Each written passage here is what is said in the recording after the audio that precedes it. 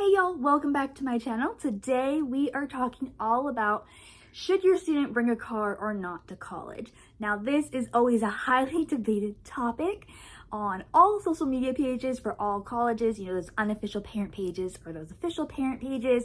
Having a car can be such a blessing in college, but it also comes with a lot of things to be aware of. There could be some downsides. And through full disclosure, I was that kid in college who had my car with me my entire educational journey. I always had my car. I'd give people rides to the airport because luckily it was on my way home. I would pick people up from the airport, take people to Target, Walmart with me. Having a car does also mean sometimes you are going to be the unofficial friend group chauffeur. So just lots to think about. Today in this video, we are talking about the biggest aspects for you and your student to really think about before you decide if they're going to bring a car up with them to college or not. Before we get started, my name is Shannon. If you've not been at my channel before and know who I am, I worked in the college atmosphere for over 12 years. Most of that time was working in residence life, so working in the dorms. I also worked in financial aid with scholarships, awarding those to students, and worked behind the scene with donors to create and maintain scholarships for students. My goal with these videos is to share all my knowledge with y'all so you can make the best decisions and support your student in it. So let's dive into our first topic, which is parking permits. Now, there are typically two types of parking permits on college campuses that affect students. There is the dorm parking permits, which have many different names. Some schools call them B lot or G lot or, A lot. It just depends on whatever they are calling it. And then there's also typically general student parking permits that the school does. And those are typically for students that are going to be living off campus and then driving to campus. And typically in general parking like that, for students, you are not able to park the car overnight there. So it's not usually an option for students who are also living in the dorms because the car will get ticketed. Now, depending on the school, there is going to be different systems for purchasing these permits. For many schools, especially with the dorm parking permits, there's going to be a lottery system. So there will be a time where your student is able to enter into the lottery prior to moving into their dorm room to see if they can get a permit or not.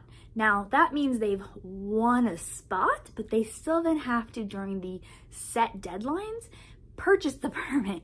So if they miss purchasing the permit during that priority window, they can go into the general lottery, which is just first come, first serve when those permits become available online.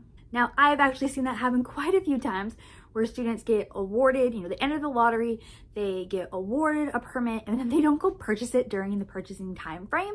It's really important that students are reading their emails and following all those instructions because you can miss out on the opportunity even though you won the lottery. Now, for general student parking, sometimes called commuter student parking, those type of parking permits are typically sold online.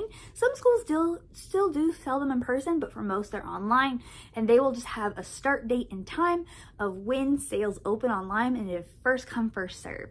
Now, I want you to think about that though. It's important to really jump on the computer ASAP when that window opens if your student really needs a parking permit, because that is how they're going to get one. They do sell out, and then sometimes throughout the semester or quarter, you're able to get one if one becomes available, but typically, those parking permits are getting picked up really quickly. So if your student doesn't win the dorm parking permit lottery, it's important for them not to give up. The first thing they can do is when parking permits become available, so any of those that were not picked up from the individuals who won the lottery, there will be available online. And just like regular general permits, they need to be on ready to go and pick those up quickly. Now, if they're not able to get one of those available permits, some other options may be parking in surrounding areas. It could be seeing if any of the local churches sell permits for students to park their cars there. That's been pretty popular in a lot of cities. Or see if there's any other long-term parking situations that the city offers that they could pay to park there. Just really do the research and think about those different options. Now, really with dorm parking permits, those are typically sold at a 1-to-1. So one permit is sold per one space. And that does not usually mean a guaranteed set space. Students are not typically assigned a parking spot number where they always park in stall number 12. It's usually a large parking lot or parking lots where they are able to go find parking. Now, this does mean that sometimes your student is going to be parking pretty far away from their dorm. Just because they have a parking permit does not mean they're guaranteed a spot right by the dorm. Sometimes those parking lots are a couple blocks away for all the dorm parking. Sometimes they're not gonna be able to find any of the open spots in the lot next to their dorm, and they're gonna have to go to another lot that's a little further away. So just something to think about, like just because they have a spot, and yes, there are enough spots per permit holders, they may be walking a bit to get into the building. Now, on the flip side, with general student parking permits, those are not sold 1-to-1. Typically, they're sold 2, 3, 4-to-1, because if you think about it, most of those students are either commuting in from living further distances away, or they are living off campus and you're really not there all day. Students are driving, coming to campus for 1, 2, maybe 3 classes, maybe a rehearsal or sport activity, and then they're leaving. So spots are continuously turning over throughout the entire day and becoming available. So by selling those parking permits 2, 3, 4-to-1 spot, campus is getting more money and guaranteeing that the parking lots are going to be fuller with more students having the opportunity to park. Now that can create its own challenges of students trying to get spots. So some things I'd recommend if your student has that general parking permit, they're living off campus and they want to be driving into their classes, they really need to think about and get to know the flow of traffic and parking for campus. Now what that means is really figuring out when are the times when spots are available or not, and is it a better decision to come early in the morning and just hang out on campus for the day if they're available. So a great example of that, when I was an undergrad, I lived off campus and then I would come and drive over to main campus. With that, I would most of the time drive in and come like I was going to an 8 a.m. class, and I would be there all day. So even if I didn't have morning classes, I would then use that time to go to the library or other study areas on campus, maybe go to office hours, maybe get lunch or breakfast on campus, and go to my classes and then leave once all those activities were done. That way I wasn't fighting for parking spots throughout the day, because most students are not trying to take 8 a.m. classes, sometimes even 9 a.m. classes, or Friday classes.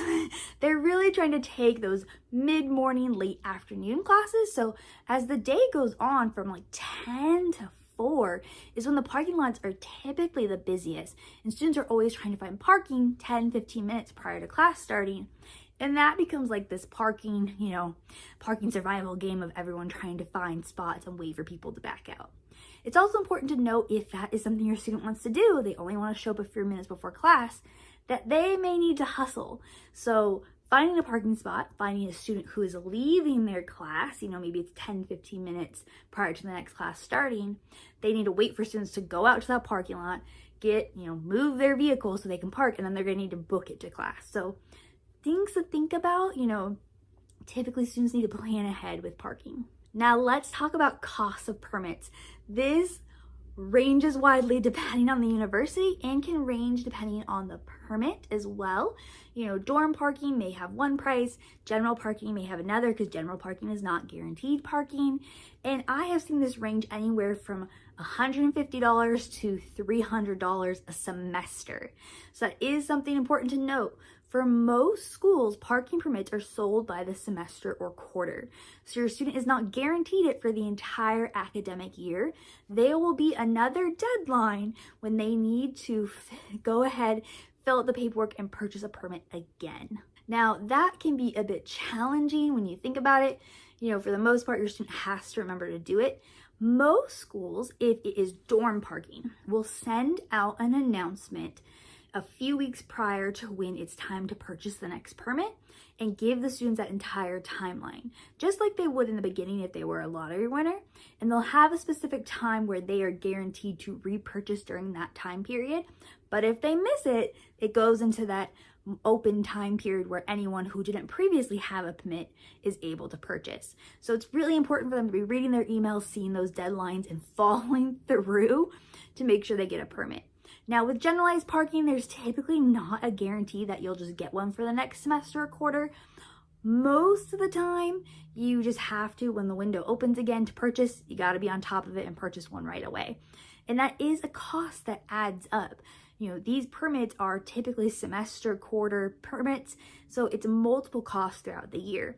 Some schools may offer academic permits, but that's kind of few and far between from what I've seen, because you can't guarantee a student's going to be there the entire year. Many students graduate, mid-year, depending on how their semesters go. So they want to make sure they are capitalizing as a university on getting permits sold as quickly as possible and as many as possible to be able to get that revenue, which pays for many things on campus. Okay, so we talked about this a little bit earlier, but let's talk about other kinds of parking. So if your student cannot get a parking permit, whether that's a dorm parking permit or a general parking permit, what are some of their other options? They can look at parking in the surrounding areas. I really recommend they are good at reading signs. There are many schools that have, private regular neighborhoods around them, and they will have signage for no parking unless you have a specific community permit. So it's really important they don't park in those zones, or they could get ticketed or towed. Students can look at hourly parking. Many universities have hourly parking, whether that is an option in some of the parking lots where the student can buy, a 2-hour parking permit or a half day or all day parking permit to be able to park there. There also is the potential sometimes for metered parking all around the school where students can get, the old-fashioned parking permit meters where you use quarters or a debit card, or sometimes now they have those e-reader ones where you go to a specific machine and put in the info and pay. Just something to think about. There is other options. With any metered parking or parking for specific times and for areas, it's really important your student stays on top of what their time limit is. Most communities make money off of checking their metered parking areas and ticketing individuals who go over time. So if your student goes to an area that has 4-hour metered parking, and they pay for the 4 hours, they need to make sure that they are back before those 4 hours, or the potential of getting a parking ticket is pretty high. And nowadays, parking tickets are way more expensive than they used to be. There can be $40, $50, $70 depending on the local area. So it's really important they maintain that time frame. Another option is looking at community areas that sell parking spaces. So I know at some schools they have community churches that are around the area who will sell permits to students, so students can park there, whether it's overnight or just during the day. Some community centers do that.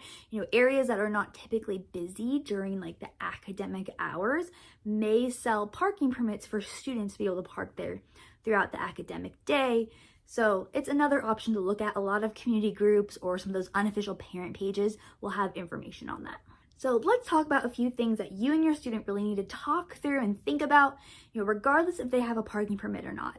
So the first one is car insurance adjustments. So depending on your policy, there may be some adjustments you may need to make for coverage and location coverage based on your individual policy. So look into that prior to your student bringing a car to school. It depends on your insurance, but just really think about that with the car insurance. There might be some adjustments that need to be made. Obviously, gas is a consideration. It is so easy when you're in college, if you have a car, to drive all over town, all over the city.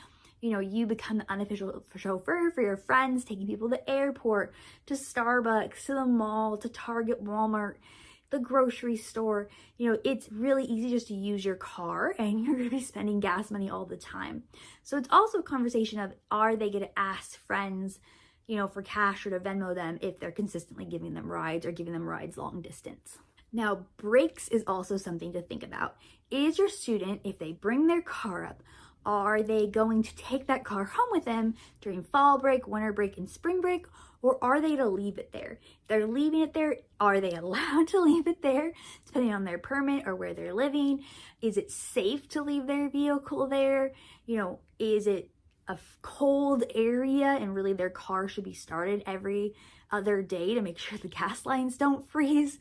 I've lived in a place that was that cold. Really thinking about those details, or what are they going to do during breaks if they are not taking the vehicle with them? There always are risks of parking on university campuses and around campuses. One of the biggest risks is having your car broken into. There's no amount of security that is truly going to prevent this, even if a campus has security cameras, they have security officers who are walking around.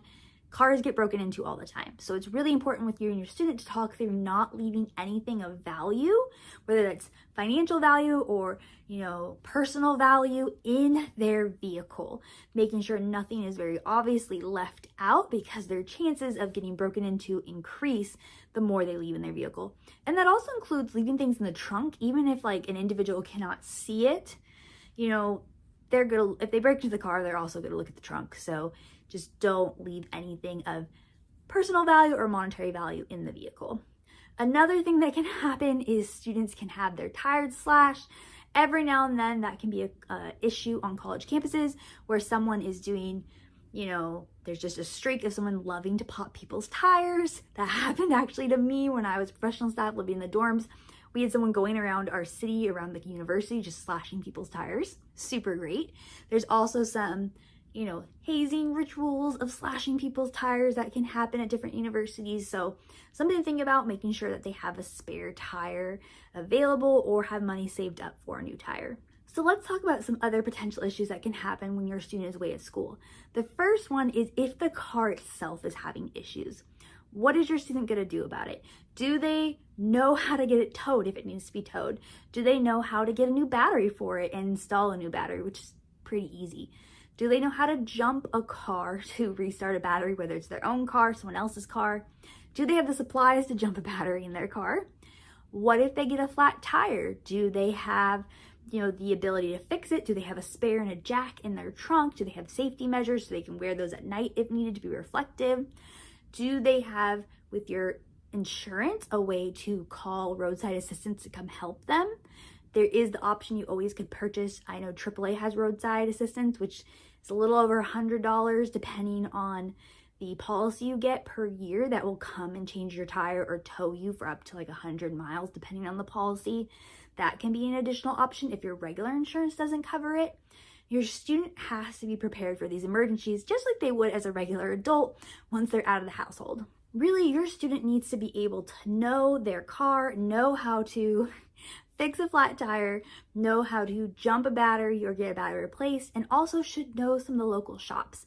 I really recommend, if you are on social media, join some of the local Facebook pages and you can find out and get recommendations really easy through Facebook. You have Google reviews, you have Yelp, but you can find out some of these items of where your student, it's best for them to take their vehicle prior to an issue happening. So when the issue does unfortunately happen, y'all already have a game plan.